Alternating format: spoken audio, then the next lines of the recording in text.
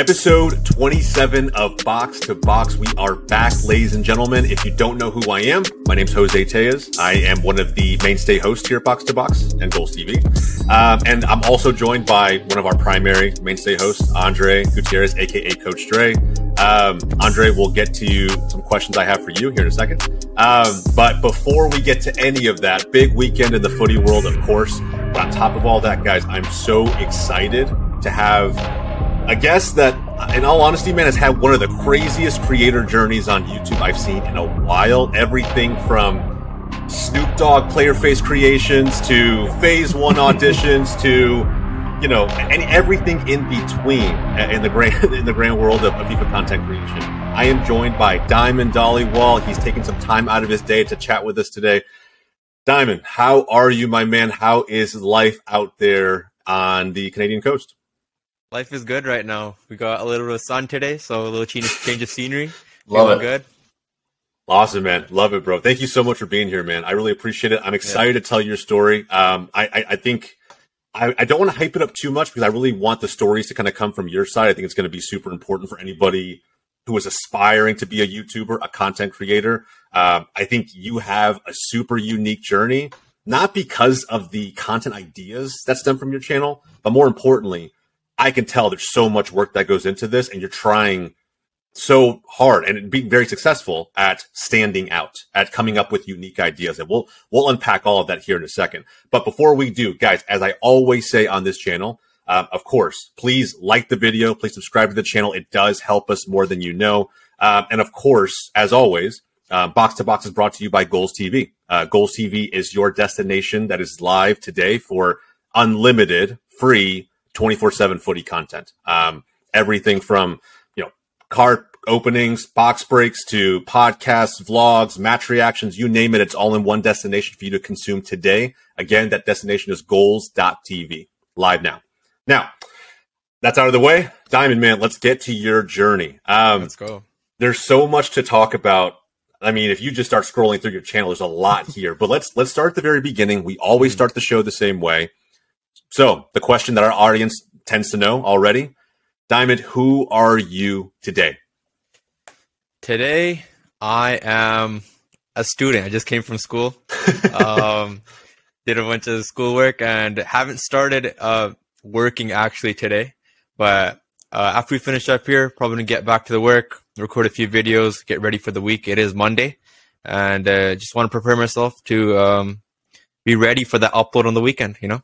Absolutely, man. The content creator grind. Andre, I'm not gonna skip over you, bro. You know, it was an interesting weekend. Your boys at Leeds didn't get the job done, unfortunately, but it is what it is. Yep. Real Madrid, with the participation trophy of the year, they're world champions, as they say. How you feeling, bro? Feeling great, man. I was talking to my top of the world. Top of the world. I was talking to my dad about this on Sunday. I'm like, every weekend, it's like this weird universe that I live in where like Real Madrid are doing so well and then fucking Leeds just ruin the entire day for me. And I'm like, come on, man. Why are both on opposite ends of the spectrum? But no, man, Leeds, I don't know. I think we played well for 80 minutes. Too bad the game's last 90. You know, you just got to fucking seal it. I feel like we could have gotten at least 2 draws against United back to back. But dude, any point counts at this point. It's going to be a grind. So, but no, about Real Madrid. Battle's real. Yeah, about Real Madrid, I mean, you know, it's the batch, dude. It's what Sergio Ramos said all the time. Finals are not meant to be played; they're meant to be won.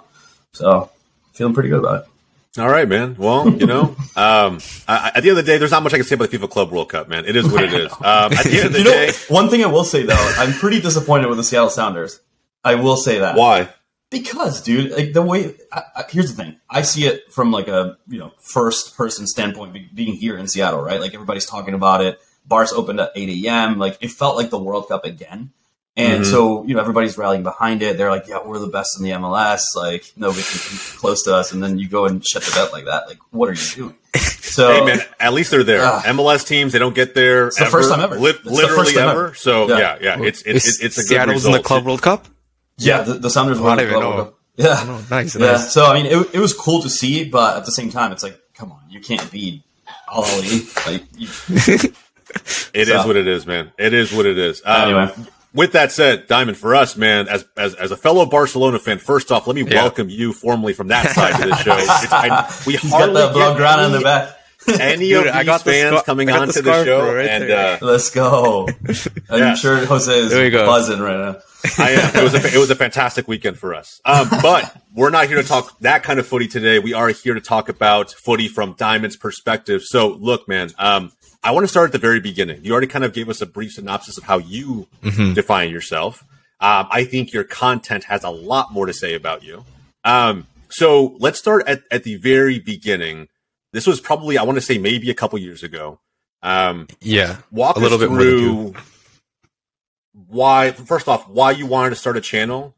And from what I saw, I think the first video was, again, I mentioned it before, right? The Snoop Dogg player face creation in 2K. Yeah. Why that specific video? So start take us from the beginning. So I think that was the first day. I got my Elgato, I got my webcam, got the mic, had it all set up. And I think I streamed the night before, and then I'm like, let me try to make a YouTube video. And I didn't really want to put my face up there yet, so I didn't put no webcam on it. And I have no idea. I think I was just playing 2K at that time, and I already had that Snoop Dogg face built. And all my friends are telling me, yo, this Snoop Dogg face is sick. Like, how'd you make it? I'm like, yo, for my first video, let me just make a tutorial out of this. And that's my first upload. That was tight, yeah. You know what's crazy, man? First upload, how many people get thousands of views their first upload? Like, in your experience as a creator, I mean, just seeing that from the beginning.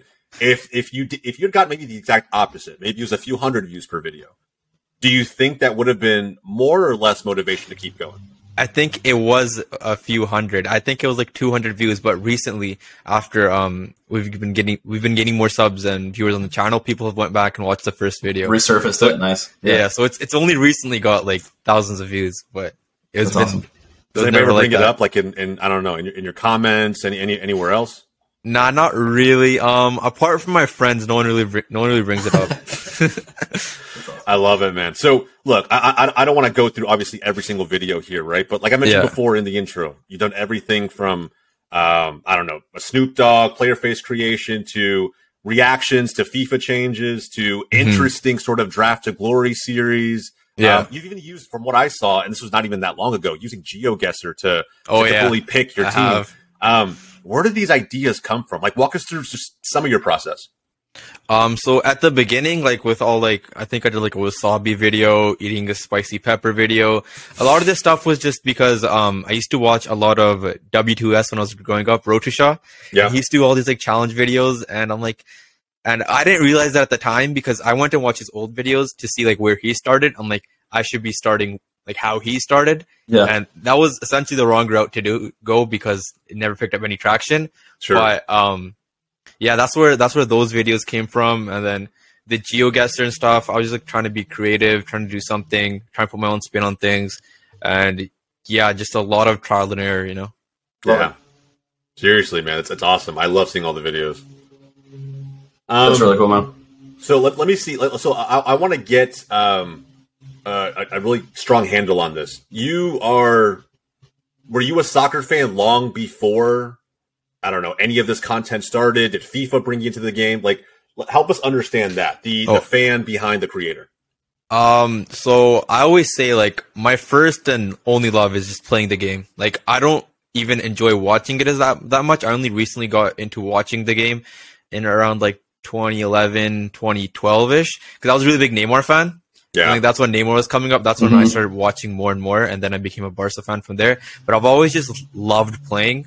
I've been playing since I was like 6 or 7, like very young. I've played every single year through school, high school, and then recently I've stopped playing like for a team. But I go play like futsal with like my buddies in the gym around. It's pretty fun, keep active. Oh, for sure. Yeah. Can I jump on that one, Jose? Because that's really interesting, like the way that, because we've had guests on the show where, whether it's, FIFA is kind of like the gateway, right? Like, like this is kind of cool. Now I'm going to get into soccer. It's always interesting to see like that dynamic. Why FIFA for you? Like, why was it the title that attracted you the most? Why did you feel like, the close ties to it? So FIFA has always been the game I've just played the most. So I've been playing FIFA since FIFA 9 or FIFA 10, somewhere around there. then I started playing Ultimate Team, and it's the game I've played the most by far out of anything. Like COD, 2K, nothing comes close. I have like over 400 or 500 games on like every single FIFA I've played in like Ultimate Team from way back then, and it's just something like I really enjoy doing. And like when I was starting, like why I started content creation was like I was in like second year uni, and my grades were shit, and I just did not enjoy doing it, right? Like I was on like academic probation, like it was really bad, right? And I'm like, fuck, do I really want to be doing this? And like I was just thinking of ways to like, you know, what else can I do? Like I don't really want to do this. Even now, like I'm still in school because like just want to finish up. Well, I'm not on probation anymore, but we fixed that. But I love it. Even now, like I just get like so much anxiety when I just sit down and do schoolwork. Like I don't like doing it at all, but I just trying to finish now. And then that's where like content creation came. I'm like, I play FIFA so much already, may as well give this a shot, you know. And then that's never cool. How do you feel about the whole, you know, the fact that it's ending, man? It's like the 30-year journey that most of us grew up with, right? And like now, what's going to happen with EA FC or whatever they're going to call it? And then now, I'm sure you guys have heard the rumors about 2K potentially making a FIFA, which would be freaking crazy. Like if you do like the whole create your player, like how do you feel about that whole, you know, dynamic that's happening right now? I think it's a good thing because I think EA has gotten kind of stale with the content for the bit. Like they're only focusing on Ultimate Team. There's so many other things, right? Like there's pro clubs that's getting attention. And I think if 2K like tries to like get their hands in this a little bit, like there might be more innovation from EA's end, and who knows, maybe 2K makes the better game because their my career stuff is really cool. I'd love to see that in FIFA, right? For sure. Yeah, I mean, I'm an avid 2K player, so like the basketball one I think is, you know, pristine. So it'd be really dope to see in soccer. Yeah, cool.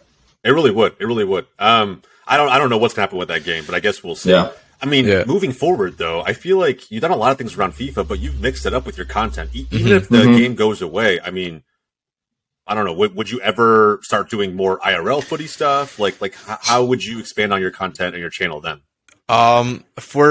For now, I really want to just focus on FIFA because I believe in, because I learned this when I used to stream a lot on Twitch. So like the audience I've created and the people who enjoy watching my videos, they're there mostly for FIFA. And when I used to stream on Twitch, whenever I'd play FIFA, like people would be interactive. There's a lot of people with the chat, like it would way more interaction. But then if I tried switching like games, I noticed that like less people would watch, and it kind of makes sense. So I really want to like build up FIFA for as long as I can because it's something I enjoy doing too, right? And then eventually down the line we could do like some more in real life videos, maybe stuff like that. But I'm just taking it one step at a time for now. Nice. Yeah, that makes sense. I think you know, if you had, I don't know, who knows how that Faze1 audition really could have panned out. I think the video itself was beyond awesome, right? Everything from the spicy crossbar challenge to I think after that it was the saying it 100,000 times. Oh yeah. Faze name. Man, I was exhausted by the end of it. Just and then it was like 19 and a half hours. And then after that, right, getting other creators to kind of vouch for you, right, with their own videos, man. It was so much that went into that. I think if you wanted to expand upon, you know, your FIFA content, you really could. Yeah. But like, had that Faze1 audition really panned out, do you think you would have? And as a piggyback to that, what went into that video? It was so much coordination, it looked like. So the whole Faze thing is pretty cool because just go back to the beginning when when they first did like the auditions to name the top 100.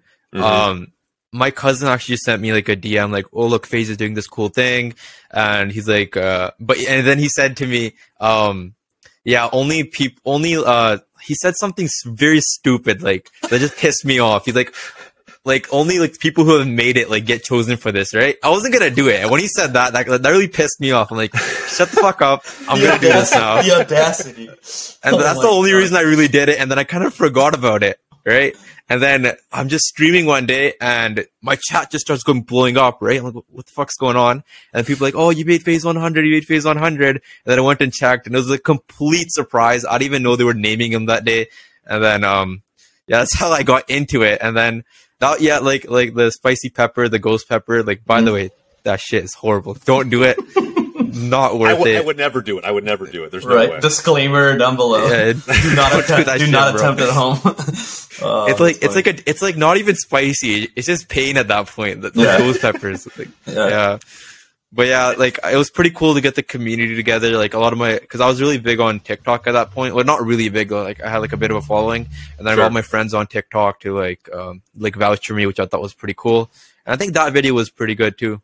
But we didn't make it past that point. But it's cool. Yeah. But I mean, look, as someone who's very familiar, and look, for those who aren't as familiar, right, Phase 1 is an iteration of the Phase 5 challenge. So for years, right, Phase Clan has been doing this recruitment challenge, probably the world's biggest recruitment challenge for a content creator-led org, where, you know, creators can at will, during the duration of that challenge, submit their audition, right, their claim to be in Phase. And what was really cool about it was, what I loved about it as someone who works in gaming and esports was seeing all these communities get really excited when they did the cuts, right? You would find out who made the 100. Then where does it go from there? Is it like 50, then 20? Then they kind of dwindled it all the way down to when you have those 5 creators who made it. But then they iterated on it and developed a Phase 1 challenge where there was going to be a single person. I think that was brand new. It happened like during COVID. Yeah, first time. Yeah, where I think they duke it out in a warehouse. I think it was like it was like a warehouse or whatever, like a reality TV show. It was really cool, like that type of thing. Yeah. It was very Big Brother style. But you know, at the end of the day, like it was just to even be in top 100. You think about how many submissions Phase Clan gets, man, dude. I mean, like just to see your name up there, how did that feel?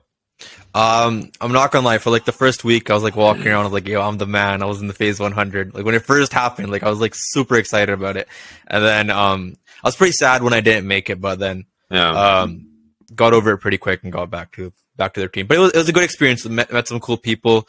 Got to speak to some of the OG Phase members. So it was a cool experience. Yeah, it is. Awesome. And look, as a viewer who has no stake in that game, it's just a cool experience seeing, you know, creators like fight for something and they get rewarded for it, right? They put all this content out, they've been grinding for years and they get rewarded for it. I think it's awesome. I still don't understand how you landed on that Ghost Pepper challenge for, I mean, look, it should get views, right? It should. Yeah, it should. So I totally get it, man. So with that said, let's talk footy for a second. I think we've talked a lot about your content creation career. I'm really curious, as someone who doesn't live too far outside the United States, you're like what, right across the border? Yeah, just across the border. So being in North America as a footy fan or a soccer fan, however you identify that, walk me through it, man. I ask this to everybody because as someone who has a strong vested interest in making soccer cool here, how do you feel about how the sport has grown over the last few years? Do you feel like we're on the right path? Do you think that there's something that we could be doing that we're just not? I mean, it's one thing to be a content creator overseas where the game is its biggest, right, at its height. But here, man, you're kind of watching from afar and trying to come up with creative ideas on your own. What is that like being a creator here in North America as a soccer fan? Specifically being a creator, I don't personally think there's much of a difference because it doesn't really stop anyone from like outside of the States or outside of Canada to watch your content.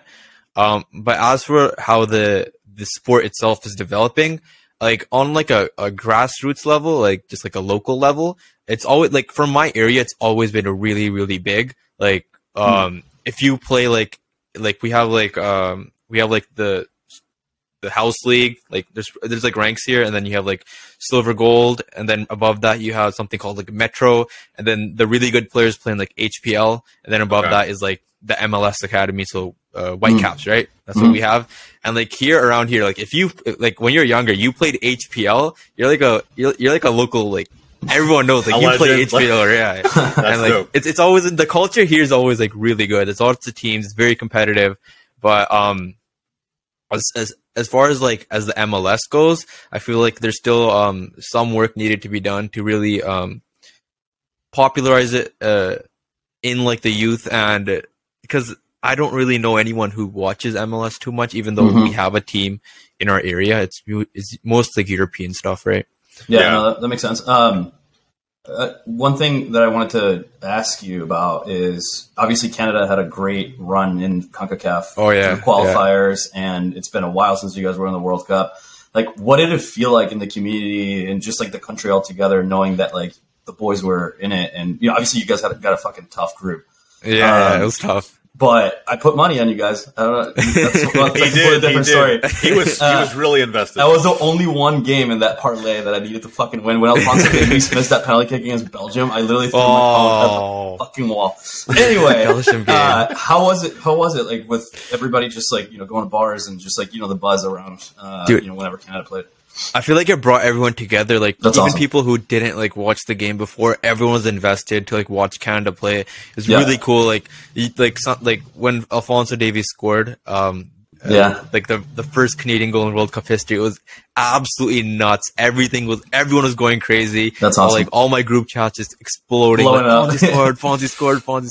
Yeah, it was a really big deal for us, but sadly didn't make it further. But but it's good. Big win though. The other thing too is, obviously Jose and I have been talking about this for a while, but the fact that the World Cup's going to be in North America in 30 years' time now, like there's so much opportunity out there, not only from from our world, right? Like content creation and just like spreading awareness about the game, but also like that whole feeling of community and like rallying behind it. Like this is a huge opportunity in the next 2.5, 3 years to do something big, especially in areas, to your point, where soccer may not be as big. Or may not be watched as much as like European football.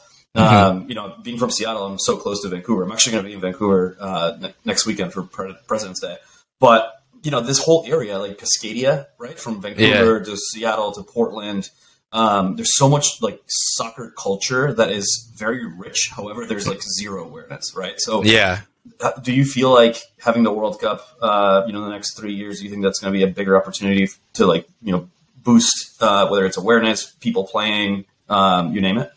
Yeah, 100%. Because I remember when the Olympics came to Vancouver in 2010, it was a really big deal. Like, and then for the next like few years after that, everyone was watching the Olympics. So I think we might be seeing a similar effect. Like the World Cup comes, because I think they have one game in Vancouver, and I know they're gonna go crazy with the city's gonna like. I'm sure. Like they're gonna clean everything up. It's gonna be amazing, and hopefully we'll get like a similar effect where people start watching more and more, and then we can hopefully grow American or Canadian football. Cool.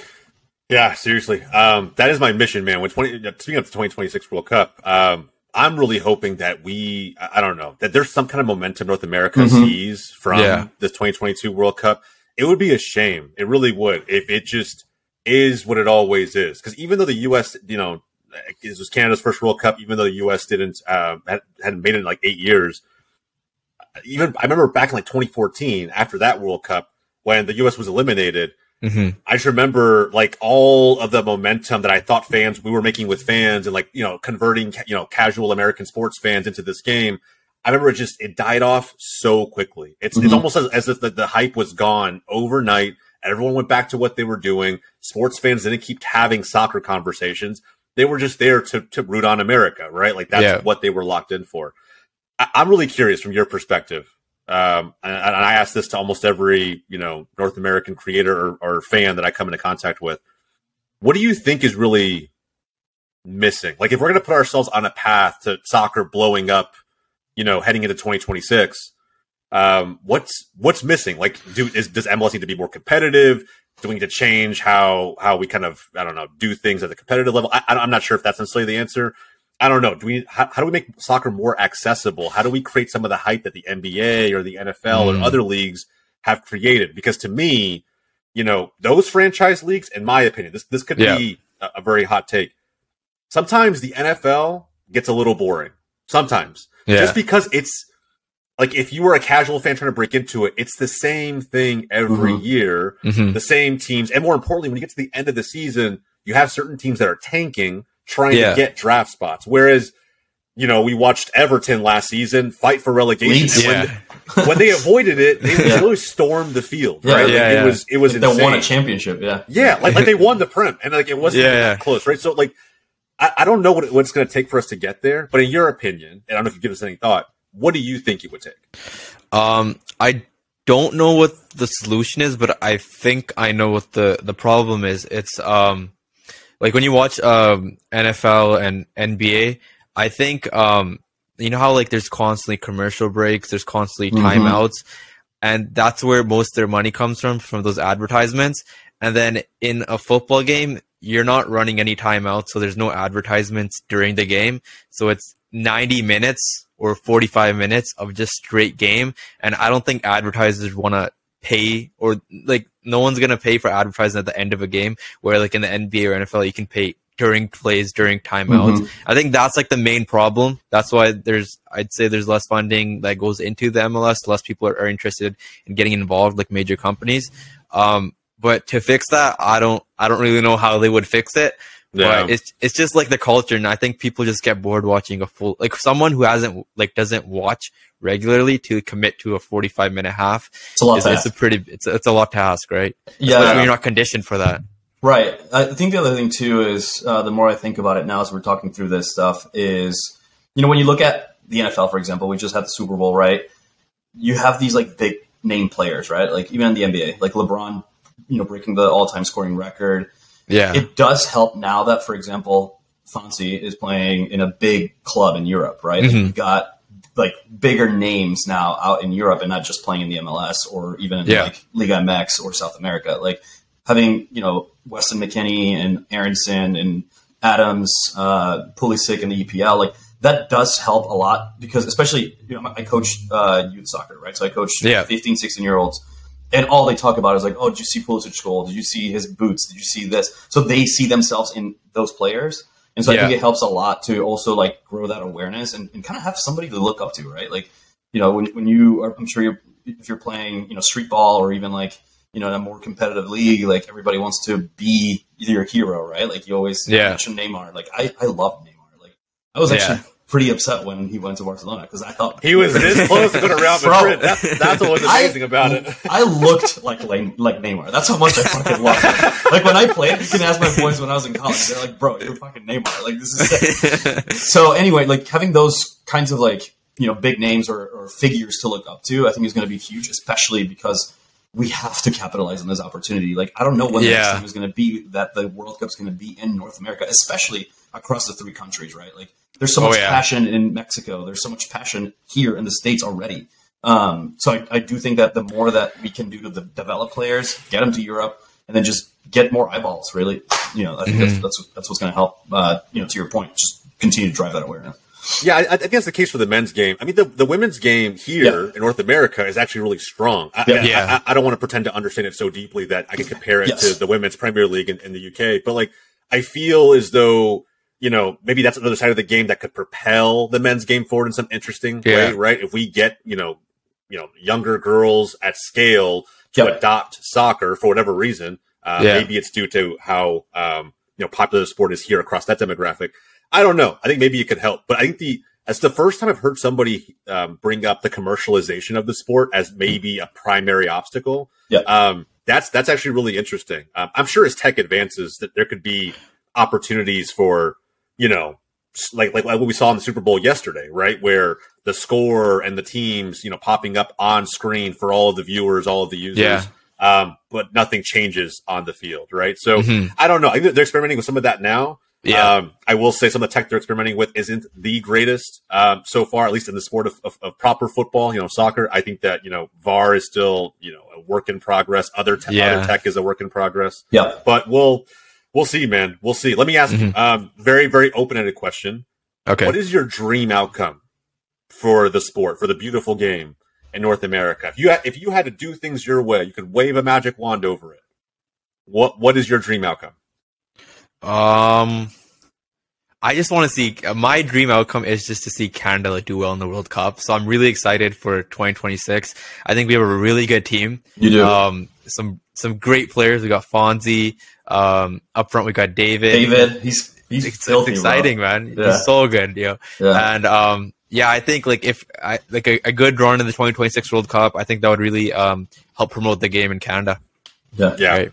I think so too. I think honestly, man, I think having a North American team go far. I'm talking like like Korea Republic 2002 right? That type of run.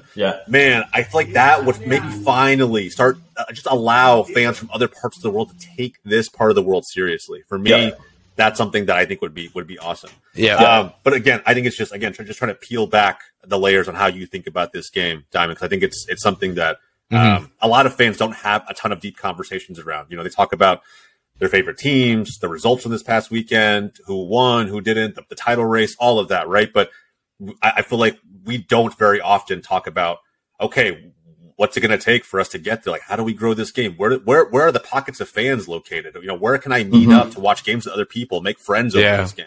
I don't know. I mean, do you get a chance to do that now? And, you know, go out there, go watch games with friends, meet new people through the lens of this game? A bunch of my friends actively go to the Whitecaps game. So here Nice. there are people who like will go like almost like every weekend, go and watch the games. That culture is there, but it's like sometimes it's hard to find. But yeah, I think it's there. I just think it's gonna take some time, because even in like the past little bit, I think players from the States and Canada are really developing more. We're seeing them like go into Europe. Like, you can make the point like they're leaving that MLS, but at the same time, there's a reason all these players are like coming up from North America. It's because I feel like the game is going into the right direction, and that's a sign of it, right? Yeah, wholeheartedly agree. All right, let's jump back to you as a creator, because I think that there's got to be someone who's tuning into this and trying to figure out if YouTube is for them. And I think that's something that that happens to young people a lot these days, is they get crippled by the ability to make a decision, right? Do I do it? Do I not do it? And that ends up being a lot of their cadence for, who knows, days, weeks, months on end.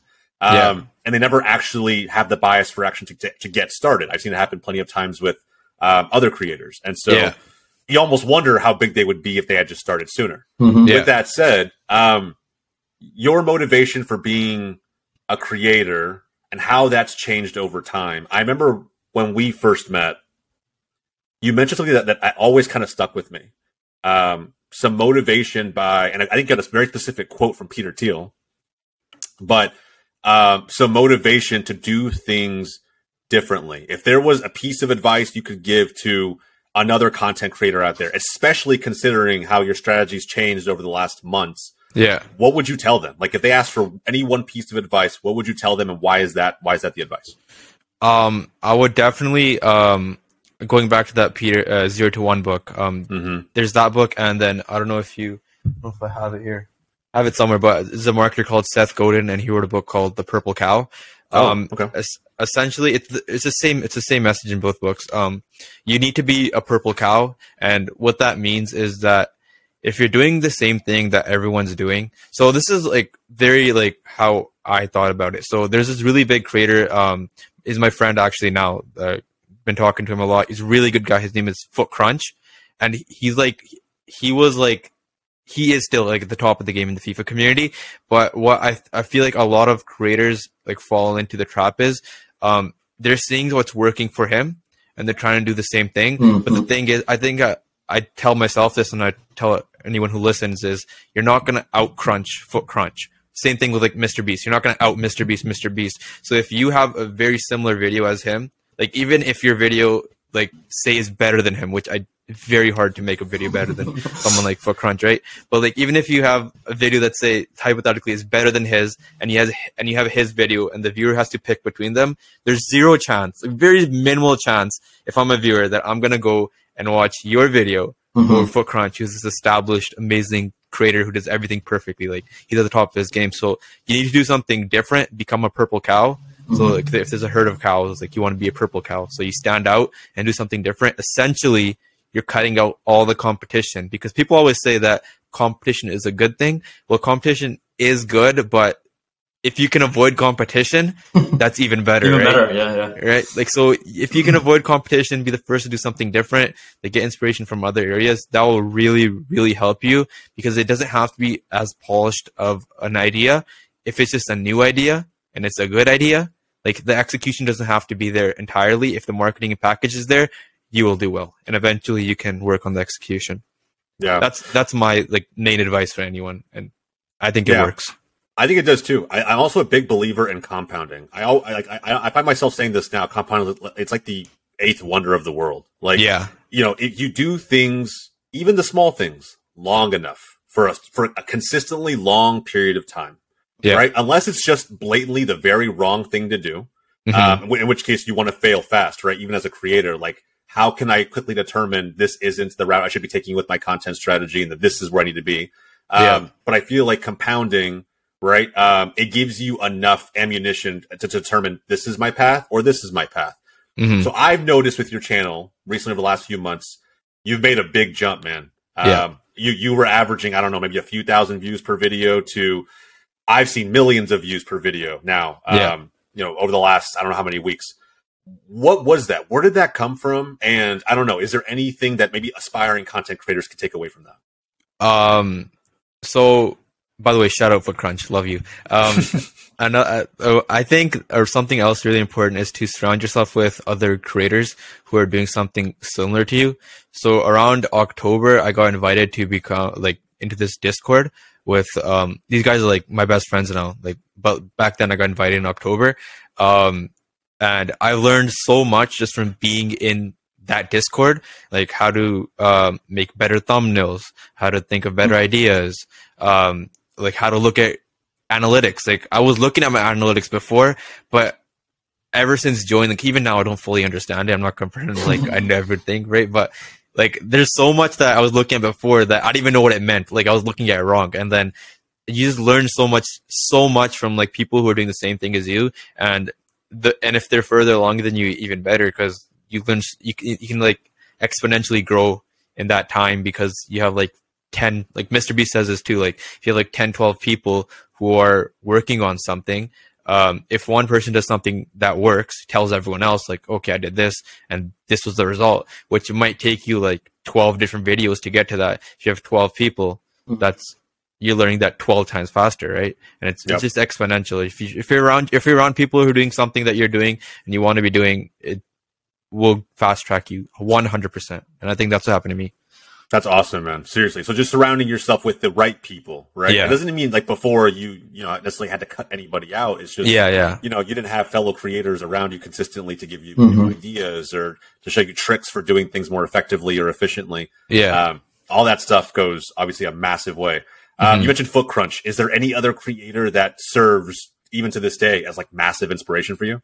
Obviously like there's Mr. Beast. Like you can learn so much from just watching Mr. Beast's video. Like even just watching it, just like turn your brain off, just watch his videos. You can learn so much. Like he's obviously at the top. And then you got people like Ryan Trahan, really good storyteller. And then in like some of my friends, like my friend named Edgar AS, shout out Edgar. His story is like where I like started looking at storytelling differently. Great storyteller. You got Danny Aarons, you got the Sidemen. You can learn from everyone, right? But those are like the few people that I've taken a lot of inspiration from. Nice. I love that, man. How does it feel for you, like being Canadian? Like, because the reason why I'm asking this question is because I'm from Mexico originally. Yeah. And every time I see, like, for example, Chicharito, right? He's like already playing into that whole content creation world. And it just, I don't know, it feels kind of cool. Like I used to play against that guy growing up. So like for you being Canadian, like what does that feel like to say, I'm fucking killing it. Like I hope other, guys and girls can follow my lead or is there a sense of pride, being Canadian and a content creator as well? Not really. I try not to, cause like even now, like sometimes like before like I put out a video, I still feel like kind of like a fraud. Like, like it was lucky. Like it's not going to happen again. Imposter syndrome. Yeah. It's a thing, man. It's totally a thing. Yeah. 100%. Yeah. So I don't think I'm at that stage yet, but fair. We're working towards it. Maybe one day. Yeah. You're a Canadian wonder. I love it. I think it's huge, man. Seriously. Yeah, I think people don't talk about it enough. Like, who they use as inspiration, why. It's not even the content, right? So it's like you said, we've had random Discord conversations and he gave me my light bulb moment, right? He gave me the confidence and the motivation to go out there and execute in my own way, not copy what they're doing, but in my own way. So yeah, man, I was just kind of personally curious because not only, I think you've always had the ideas. Personally, if you look at your channel, your ideas constantly evolve. But I was just wondering if there was, some sort of secret sauce to taking videos from thousands of views to millions of views. Yeah. Another thing is just look at other niches. So I take a lot of inspiration from 2K. because sometimes there'll be like, say for example, and like if you just take FIFA for example, like you look at all the videos that are being done in FIFA. Sometimes it's hard to be like, how can I make this different? But if you look at like something like 2K or Madden, or see what people are doing in that niche, then you can essentially like, okay, here's what he did. Can I emulate this in FIFA? And usually, if it's a new thing, it will do well, which I think that helps a lot. Yeah. I totally agree with you, man. I mean, look, man, I'm just kind of, I even have your channel pulled up right now, and there's like, I've seen the dumbest team on FIFA. The one that always tripped me out was some of the tier lists and stuff that you've done. When you think about your like your opinions and how some of that stuff, like, oh my god, the tier list for Barcelona 2021-22, that was a hell of a season in a lot of bad ways. That tier list must have been interesting. But like, when you think about, you know, some of these content segments that you put out, what's your favorite one? Which one, when you think about it, you mentioned before, right? Like Andre said, a little bit of imposter syndrome still leaks in every now and then. Which one do you bring the utmost confidence to, and frankly, that you get the most enjoyment from? Like the videos I'm doing right now, I really like, because before that I was really like the ideas were unique, but they weren't unique. Like it was already stuff that like similar style of what people have done before. But now I feel like the content's like, I have like a little bit of my own like niche, like the videos I make now, like before this, I don't think anyone ever made them in the FIFA space. So I'm really enjoying the content I'm making now. Yeah. That's awesome. I love that, man. Okay, before we start getting to some fun icebreaker type questions, because I love doing those, I think they're fun. We'll get to know you a little bit more on a personal level. I want to get a little bit personal, because I think that young content creators have to deal with this in a way that adults just don't have to. Like if you start your content creation game late, like I did. When I was younger, there's no way in hell my parents would have been okay with me creating content at scale. And that was still the youngest days of the internet. And for a lot of reasons. It wasn't just like, oh, you're doing this when you could be spending your time doing other things. It was more also on the lines of like, hey, you're putting yourself on the internet as a child. I don't agree with that. You know, my parents were kind of old school coming up. So I don't know. And maybe that's not necessarily the case with parents at scale anymore. I don't really know. But from your perspective, did you face any early obstacles from family or close ones or loved ones whenever you started getting into the content creation game? Like, how did that go? Like when you first start, there's always going to be like people that you know, not necessarily like your friends, will kind of like tease you a little bit. Like, yo, what are you doing? Like that type of stuff. But like you can't really like take that to heart. And as far as like your parents go, like for me personally, my parents did like, they let me do it, but like it wasn't like, they never like opposed me from making videos, but they were kind of like I would be like, yo, like even before, like I'd be like, yeah, I'm working, gotta get this done. They'd get annoyed, right? Like if they want me to like help them with something, like, no, I gotta do this. And I'd like, just shut the fuck up. Like get off the game, right? And, like it'd be like that. And it's like, then eventually, like now they don't bother me at all. Like they let me do my thing. Like they understand now, but it's tough. Like I always tell people, you can't expect anyone to believe in you until you give them something to like believe in you for. Like, so at the beginning, like you can see the vision, but they can't. So you just got to keep going and don't expect anyone to believe in you. It's like, it's very like, you kind of like single yourself out. Like you're in this like by yourself, but it makes sense though. If you expect people when you start to be like reaching out, like, yeah, good job. Like keep going, like, that's not going to happen. No one's going to do that. No one cares. Right. So, give them a reason to believe in you. And then, the first part's always hard, right? There's this really good quote in terms of making content, like, by Alex Hormozi. He's a marketer. I don't know if... Dude, I love Alex if you heard Hormozi. Him. So far, and just a really quick side tangent, you mentioned who like your inspirations were. Alex Hormozi is like the guy I aspire to be at some point down the line. I almost want to create... So obviously we're building GOLZtv. And it's not a service-based business, but those are obviously the business he loves more than anything. And I always told myself, like, if I can get GOLZtv to a point where it's at least, you know, like sustainable from a business standpoint, my mission at some point in my entrepreneurial career would be to build a boring kind of service-based business, something that I know that's cash flow heavy, that requires almost no upfront investment, and get to a point where I could have a conversation with him about acquisition.com getting involved. I think it would be awesome. I love Alex Hormozi. Hormozi's, he's the best, bro. Like I think he created like this whole new wave in like the business space. Kind of getting off like a side tangent, but no, dude, if it's your inspiration, like jump in. Yeah, but like, you know how like he makes those videos with like the captions like on Instagram Reels and stuff? I feel like he's like, ever since he started doing that, you see those everywhere now, right? For sure, like wherever you go, it's just the Hormozi style, right?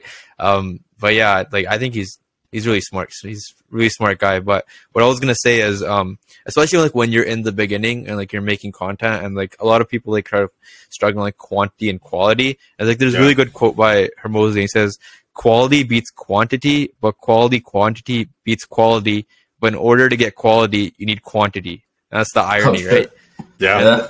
And it's just like at the beginning, you just gotta, Mr. Beast says this too, you gotta pump out videos. Like, just get as many videos as you can, then you learn a lot, and then eventually from quantity, you get quality. And then once you get your quality, then you can make quality quantity or quantity, whatever, however Hormozi says it. Yeah. Dude, so, go ahead, Andre. No, I was just gonna ask, because you mentioned a word that, you know, like stuck with me, which is vision.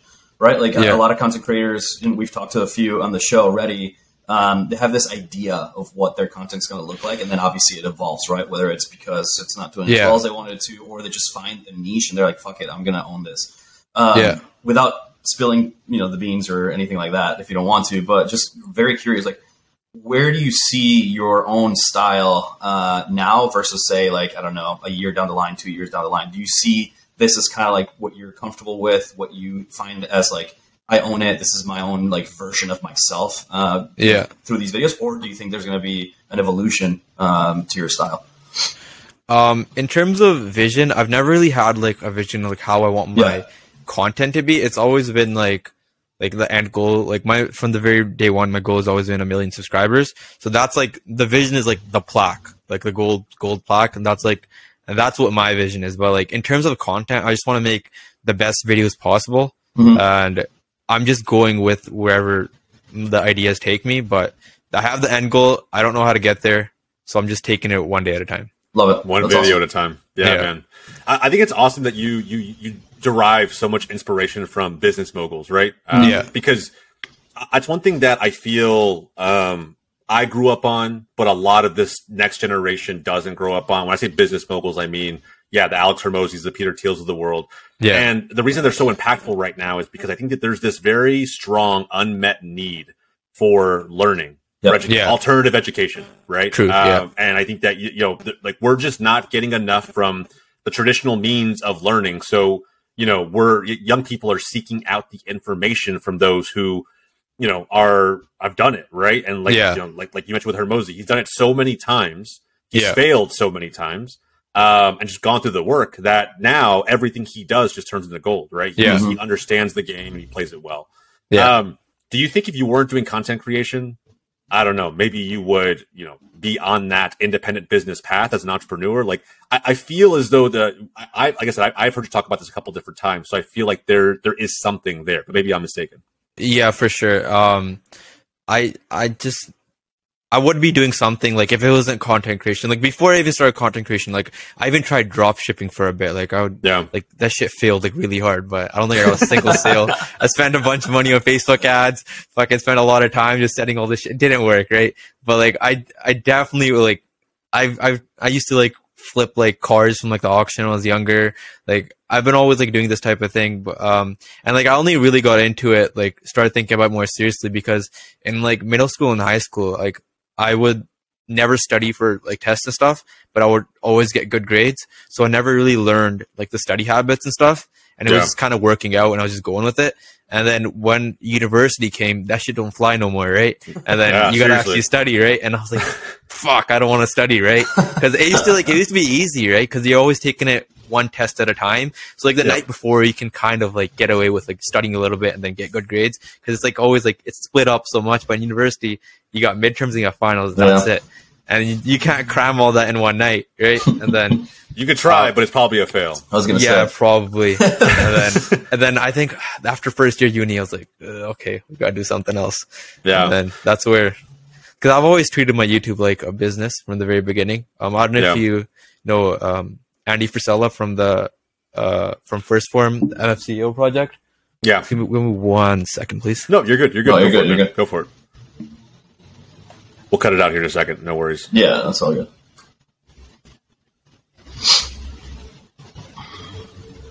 But yeah, sorry about that. No, good. But like I was saying, like I think more than anyone, like I started everything with Andy Frisella from his podcast, the MFCEO project, and yeah, ever since then I've treated it like a business, and I think it's working well that way. Nice. It is. It very much is. I think that there's so much that I can learn from you. I think there's so much that others who may be listening and aspiring to not even be a content creator, but to do something creative on their own, maybe against others who don't support it or in their corner, who knows? Yeah. But sometimes you just have to, the only way to know if it's for you is to go out there, do it, build it, and then just see, right? Understand yourself enough, understand the results enough to see if something that you want to be doing long term. I think it's awesome, man.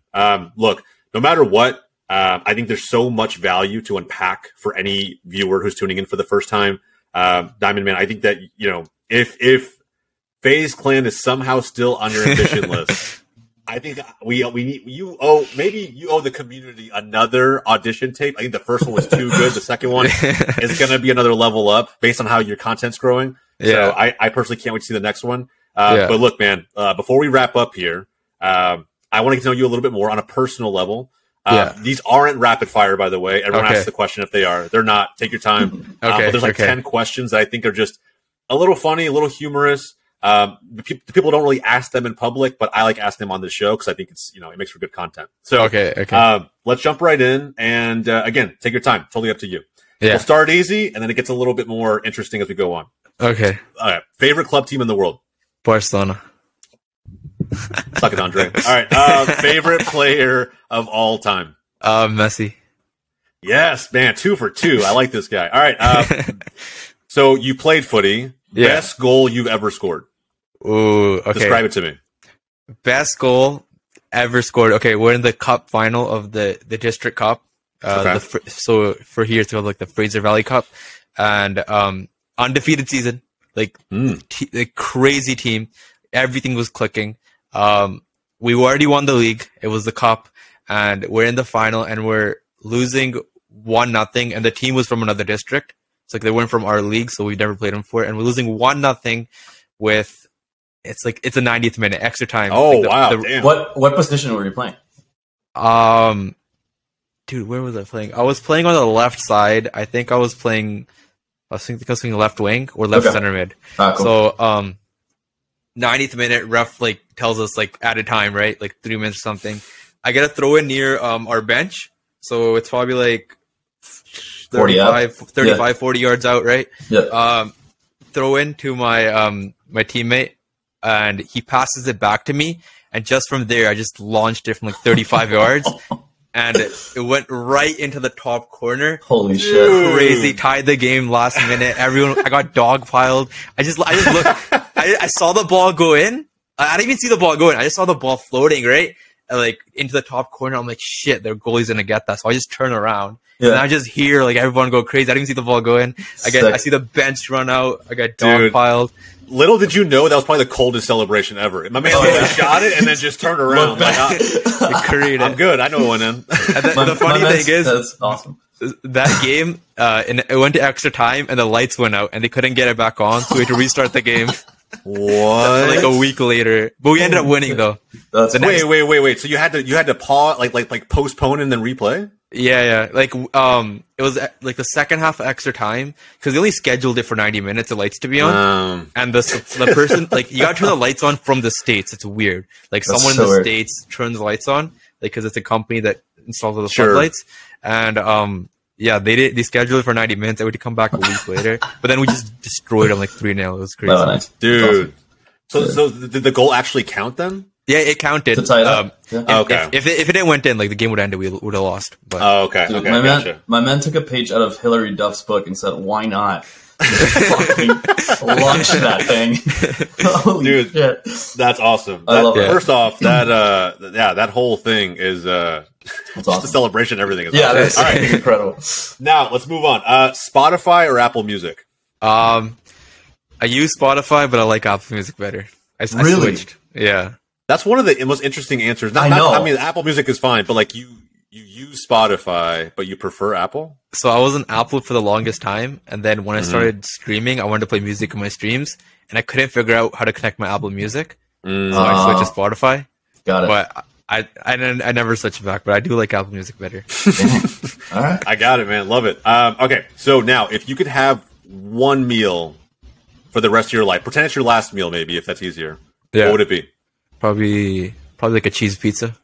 I'd be down. Ooh, pizza's a good one, man. Pizza's hard not to. It's probably my favorite meal too. All right, so you live in a different part of North America. Best fast food restaurant near you? Near me, let's see. I think I gotta go with Tim Hortons. Rep to knew it. Canada. Dude, I Rep to cannot Canada. wait. Like, That was the most Canadian response of all time, by the way. I'm getting there on Friday afternoon, and the first thing I'm going to do is go to Tim Hortons. Dude, I'll tell you this though. It used to be much better, and then Burger King bought them out in like Really? Oh, really? like 10 years ago or something, and it's been way worse. Like it's not what it used to be, but I'd still rep it though. Still Timmy's. I still see like iced coffee, like Instagram posts and stuff like Oh, that. yeah. I mean, people are still, they Classic. still like it. I still go there like a lot, but it used to be better. So Love it, man. Love it. All right. TV or movies? Recently TV. Recently TV? Yeah. Is there like you kind of hesitated. Is there like, you had a bunch of movies that you just I really used love? to, growing up, watch a lot of movies like Harry Potter, Spider-Man. That was my shit. Like I used to watch all that stuff. Are you Recently- playing Hogwarts Legacy right now? Yeah, I am. Yes, sir. Me too, man. Me too. Yeah, I love Harry Potter. By the way, Harry Potter. Hell yes, man. One of the best franchises of all time, easily. People Hands used down. to always ask me growing up, like, as a kid, everybody gets the question, like, what superpower do you want to have? Yeah, Like flying or, whatever it may be, X-ray Yeah. vision. I was like, I don't want to be any of those things. I want to be a wizard. yeah. I want to have a wand same. and cast spells, bro. I don't want to do anything else. I don't know if you can. I have like the whole book collection back here too. Oh, I sick. That's awesome. fucking love Harry Potter. Yeah, man. Seriously, it was easily one of the franchises of all time. Yeah. AirPods or headphones? Headphones. Yeah, They always I can fall totally out. see that. Yeah.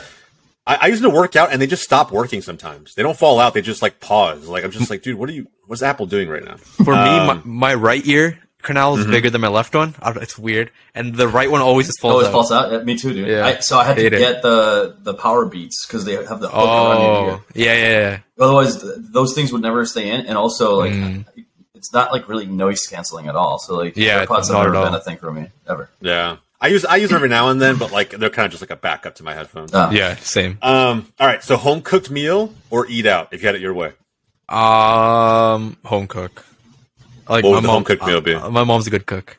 Yes, sir. Let's I go. think that's kind of the thing across minority families in general. My mom's an amazing. Oh, yeah, for cook. sure. Yeah. Like we recently moved back in just temporarily with her, and oh Yeah. my gosh, the time of my life, man.